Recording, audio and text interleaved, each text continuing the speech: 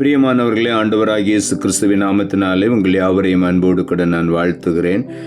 ஆண்டவர் கிருபையாய் நமக்கு கொடுத்த இந்த புதிய நாளுக்காக முதலாவது நாம் ஆண்டவருக்கு நன்றி சொல்லுவோம்.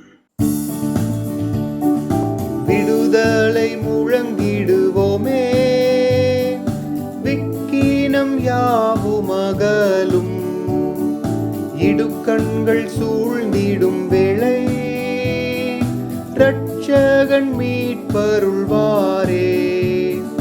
நுகங்கள் முறிந்திடும், கட்டுகள் அருந்திடும், விடுதலை பெருவிழா காண்போம். நுகங்கள் முறிந்திடும், கட்டுகள் அருந்திடும், விடுதலை பெருவிழா காண்போம்.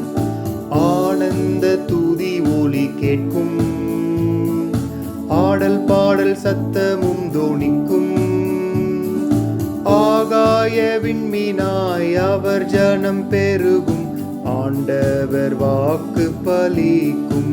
ஆகாய விண்மீனாய் அவர் ஜனம் பெருகும், ஆண்டவர் வாக்கு பலிக்கும்.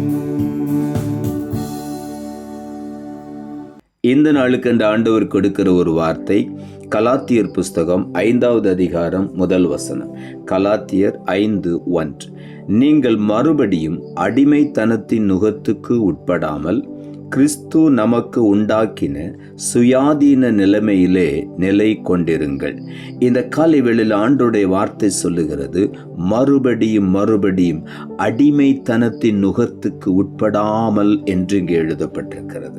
நாம் அநேக நேரங்களிலே நம்மையும் அறியாமலே சில அடிமைத்தனத்தின் நுகத்துக்கு உட்பட்டு அநேக நேரங்களிலே தேவன் கொடுக்கிற ஆசீர்வாதங்களை நாம் இழந்து விடுகிறோம். இங்கே வேதம் சொல்லுகிறது, கிறிஸ்து நமக்கு உண்டாக்கின சுயாதீன நிலைமையிலே ஆண்டவர் நமக்காக எல்லாவற்றையும் செய்து முடித்து விட்டார். அந்த சுயாதீனமாய் அவரிடத்திலிருந்து உரிமையாய் பெற்றுக்கொள்ளுகிற நாம் அநேக நேரங்களில் அந்த சுயாதீன நிலைமையை மறந்து விடுகிறோம். ஆகவே இன்றைக்கு மறுபடியும் ஆண்டவர் சொல்லுகிறார், நீங்கள் அடிமைத்தனத்து நுகத்துக்கு உட்படாமல் கிறிஸ்து உண்டாக்கின சுயாதீன நிலைமையிலே நிலை கொண்டிருங்கள் என்று சொல்லுகிறார். எதற்கும் நாம் அடிமைப்படாதபடிக்கு கிறிஸ்து நமக்கு உண்டாக்கின சுயாதீன நிலைமையிலே ஆண்டவருடைய ஆசீர்வாதங்களை நாம் சுதந்திரித்துக் கொண்டு அவருக்கு சாட்சியாய் நாம் நிற்போம். ரோமர் புஸ்தகம் 8ஆம் அதிகாரம் 15ஆம் வசனம் இப்படியாய் சொல்லுகிறது, அந்தபடி திரும்பவும் பயப்படுகிறதற்கு நீங்கள் அடிமைத்தனத்தின் ஆவியை பெறாமல் அப்பா பிதாவே என்று கூப்பிட பண்ணுகிற புத்திர சுவிகாரத்தின் ஆவியை பெற்றீர்கள். இந்த காலை வேளையிலே நாம் ஒவ்வொருவரும் சுயாதீன நிலைமையிலே ஆண்டவராகிய தேவனை அப்பா பிதாவே என்று கூப்பிட பண்ணுகிற புத்திர சுவிகாரத்தின் ஆவியை பெற்றிருக்கிறோம். ஆகவே நாம் பயப்பட வேண்டிய அவசியமில்லை. அப்பா பிதாவே என்று கூப்பிட்டு அந்த புத்திர சுவிகாரத்தின் உரிமையோடு அவரிடத்திலே நாம் நெருங்கி வரும் பொழுது எல்லா ஆசீர்வாதங்களுக்கும் நாம் சுதந்திரவாளியாய் மாறுவோம். கலாத்தியரின் புஸ்தகம் 4ஆம் அதிகாரம் 7ஆம் வசனம் சொல்லுகிறது, ஆகையால் இனி நீ அடிமையாயிராமல் புத்திரனாயிருக்கிறாய்.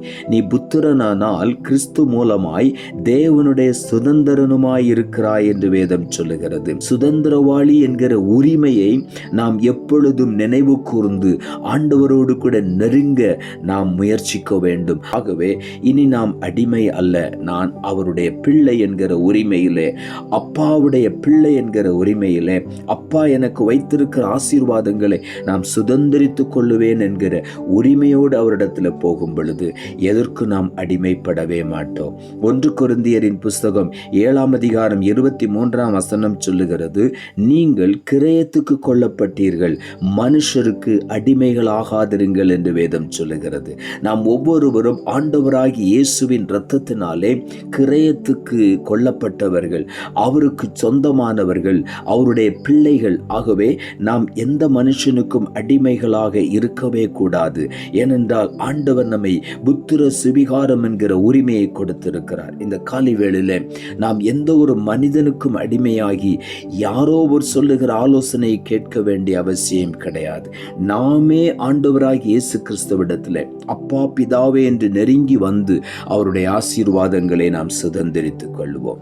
எபிரேயர் புஸ்தகம் 2ஆம் அதிகாரம் 14-15 வசனங்கள் சொல்லுகிறது, மரணத்துக்கு அதிகாரியாகிய பிசாசானவனை தமது மரணத்தினாலே அழிக்கும்படிக்கும் ஜீவ காலமெல்லாம் மரண பயத்திலே அடிமைத்தனத்திற்குள்ளானவர்கள் யாவரையும் விடுதலை பண்ணும்படிக்கு அப்படியானார் என்று வேதம் சொல்லுகிறது. ஜீவ காலமெல்லாம் மரண பயத்தின் அடிமைத்தனம். இந்த பயத்தின் அடிமைத்தனத்திலிருந்து நம்மை விடுதலையாக்கும்படி ஆண்டவராகிய இயேசு கிறிஸ்து பிசாசானவனை மரணத்தினாலே அழித்து விட்டார். ஆகவே இந்த காலை வேளையில எதை குறித்தும் பயப்படாதபடி, எதற்கும் அடிமையாகாதபடி ஆண்டவராகிய இயேசுவை அப்பா பிதாவே என்று நாம் கூப்பிடும் பொழுது அவர் நமக்கு வைத்திருக்கிற எல்லா ஆசீர்வாதங்களுக்கும் சுயாதீன நிலைமையிலே நாம் ஆண்டவரிடத்திலிருந்து உரிமையாய் பெற்றுக்கொள்வோம். அதைத்தான் இந்த காலை வேளையில் ஆண்டவர் நமக்கு மறுபடியும் ஞாபகப்படுத்துகிறார். நீங்கள் மறுபடியும் அடிமைத்தனத்திற்கு நீங்கள் போய்விட வேண்டாம். ஆண்டவர் உங்களுக்கு விடுதலை கொடுத்திருக்கிறார். மறுபடியும் நீங்கள் பயப்பட வேண்டாம். அப்பா பிதாவே என்று கூப்பிடத்தக்கதான புத்திர சுவிகாரத்தை உங்களுக்கு கொடுத்திருக்கிறார் என்று ஆண்டவர் இந்த காலை வேளையில நம்மை உற்சாகப்படுத்துகிறபடியினாலே நாம் எதை குறித்தும் பயப்படாதபடி, அப்பாவிடத்தில் எதை கேட்டாலும் அவர் எனக்கு தருவார் என்று விசுவாசத்தோடு நாம் கேட்டு பெற்றுக்கொண்டு ஆசீர்வதிக்கப்பட்டவர்களாய் நாம் காணப்படுவோம். நிச்சயமாகவே இந்த நாளிலே கர்த்தர் நம்முடைய எல்லா அடிமைத்தனத்து நுகங்களை உடைத்து போட்டு, எல்லா பயத்தின் கிரியைகளை உடைத்து போட்டு, ஆண்டவர் நமக்கு புத்திர சுவிகாரத்தின் ஆவியை கொடுத்திருக்கிறபடியினாலே, அப்பா பிதாவே என்று சொல்லி கூப்பிடுகிற அந்த உரிமையை கொடுத்திருக்கிறபடியினாலே நாம் பயப்படாதபடி அவரை நெருங்கி சேருவோம். ஆசீர்வாதங்களை சுதந்திரித்துக் கொள்ளுவோம். ஆசீர்வதிக்கப்பட்டவர்கள் என்கிற ஒரு சாட்சியாய் நாம் நிற்க இந்த காலை வேளையில் ஆண்டவர் நம்மை பலப்படுத்துவார். நாம் ஜெபிப்போம். அன்புள்ள ஆண்டவரே, கிருபையாய் நீர் கொடுத்த இந்த புதிய நாளுக்காய் மறுபடியும் உமக்கு நன்றி செலுத்துகிறோம். ஆண்டவர் கொடுத்த ஜீவனுள்ள வார்த்தைக்காக நன்றி. நீங்கள் மறுபடியும் அடிமைத்தனத்தின் நுகத்துக்குட்படாமல் கிறிஸ்து நமக்கு உண்டாக்கின சுயாதீன நிலைமையிலே நிலை கொண்டிருங்கள் என்ற வார்த்தையை கொடுத்தீர். இந்த காலை வேளையிலே வசனத்தை கேட்டுக்கொண்டிருக்கிற ஒவ்வொருவரும் எந்தெந்த காரியத்தில் இன்னும் அடிமைத்தனத்தில் இருக்கிறார்களோ, ஆண்டவரிடத்திலிருந்து உரிமையாய் ஆசீர்வாதங்களை பெற்றுக்கொள்ள பயப்பட்டு அடிமைத்தனத்தில் இருக்கிறார்களோ, இப்பொழுது அந்த அடிமைத்தனத்தின் நுகங்களை உடைத்து போட்டு புத்திர சுவிகாரத்தின் ஆவியை உரிமை பாராட்டி ஆண்டவரிடத்தில் நெருங்கி வந்து ஆசீர்வாதங்களை சுதந்திரித்துக் கொள்ள ஒவ்வொருவருக்கும் உதவி செய்யும். தாழ்த்துகிறோம். இரட்சகர் இயேசுவின் நாமத்தில் ஜெபிக்கிறோம் நல்ல பிதாவே. ஆமென்.